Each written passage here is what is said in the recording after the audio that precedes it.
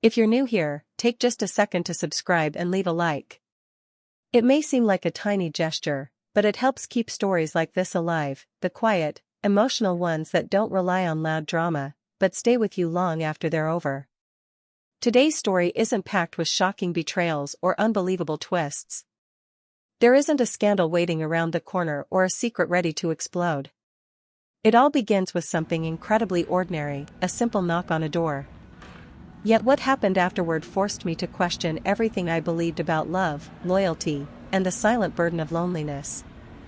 So settle in, because this isn't merely a story about a movie night.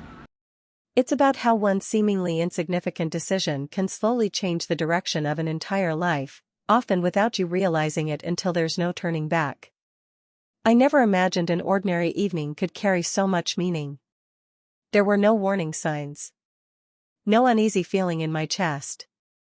No hint that the ground beneath my life was about to shift. Everything felt normal. The world didn't stop. Time didn't slow down. There was no dramatic soundtrack warning me that something was wrong. Nothing broke apart. Nothing announced itself. Whatever was coming arrived quietly.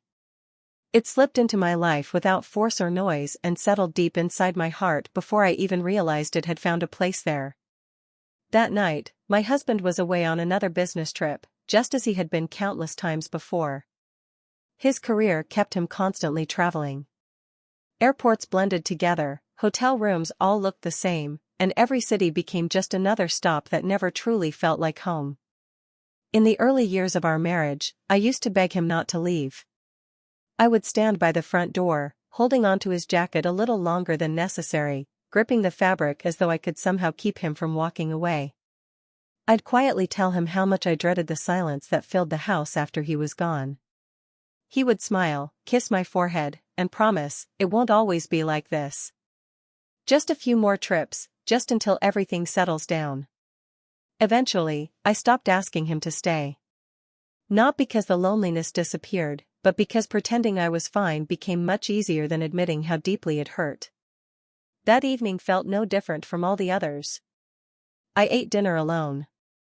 The food satisfied my hunger, but not my heart. I poured myself a glass of wine that I barely tasted, drinking it more out of routine than enjoyment. The television played softly in the background, though I couldn't have told you what was on. I simply needed the noise to keep the silence from swallowing the room. A few minutes later, my phone buzzed. It was a message from my husband. "I'll call you later." I already knew what later usually meant. More often than not, it meant tomorrow. I stared at the message for a moment before convincing myself it was enough. It had to be enough. As I stood at the kitchen sink, rinsing the last traces of red wine from my glass, I heard it. A knock at the door. It wasn't loud. It wasn't urgent. It was calm, patient. I froze. Nobody ever visited that late. For a few seconds, I stayed exactly where I was, telling myself it was probably someone at the wrong house. But then the knock came again, steady, gentle, almost apologetic. I finally walked to the door and opened it. Standing outside was Daniel, my neighbor. He was in his early 30s, quiet by nature, always respectful. We'd exchanged friendly smiles, made small talk near the mailbox, and nodded to each other whenever our paths crossed. Nothing more than polite neighbors. Yet there he stood, holding 2 DVDs in one hand and a large bowl of freshly made popcorn in the other. Warm steam still drifted from the bowl.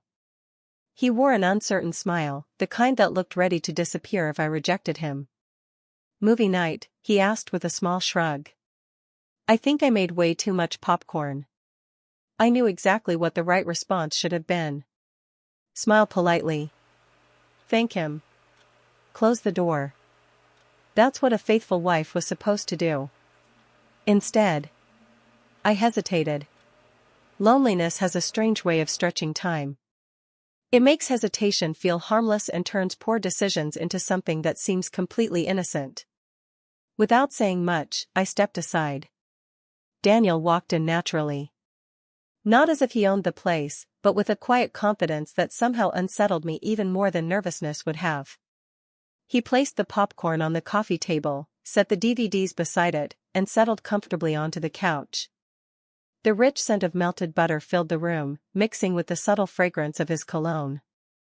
It smelled nothing like my husband's, yet there was something strangely comforting about it, something I immediately wished I hadn't noticed. We picked a movie. Or at least I think we did. The television lit up the room, but neither of us paid much attention to what was playing. Instead, we talked. We talked about work. About life. About meaningless things that somehow became meaningful. Daniel listened in a way I hadn't experienced in a very long time. He wasn't waiting impatiently for his turn to speak. He wasn't distracted by his phone. He was simply present. Without realizing it, I found myself sharing pieces of my life that had remained buried for months. They weren't complaints. They were quiet truths. The kind you don't realize you've been carrying until someone finally makes you feel safe enough to let them out. At some point, Daniel casually rested his arm along the back of the couch. Our shoulders brushed. Then they touched again. I convinced myself it meant nothing. Just an accident. But something had already changed. The room suddenly felt warmer. Smaller. His knee lightly touched mine before lingering for just a moment. I shifted away. A second later, he adjusted too. Without either of us acknowledging it, the space between us slowly disappeared. Then our hands reached into the popcorn bowl at the same time. Neither of us pulled away immediately. That brief moment lasted much longer than it should have. Long enough for my heartbeat to quicken. Long enough for me to realize I was standing on dangerous ground. I looked toward him. He wasn't watching the movie anymore. He was watching me. Not politely. Not casually. There was something painfully honest in his eyes, raw, vulnerable, impossible to ignore. A knot tightened in my stomach. I turned my eyes back toward the screen, but I could still feel his gaze resting on me. Then my phone vibrated on the coffee table. My husband's name lit up the screen. I saw it. And I ignored it. That single decision should have told me how far I'd already drifted. Daniel's fingers brushed against mine once more. This time, I didn't pull away.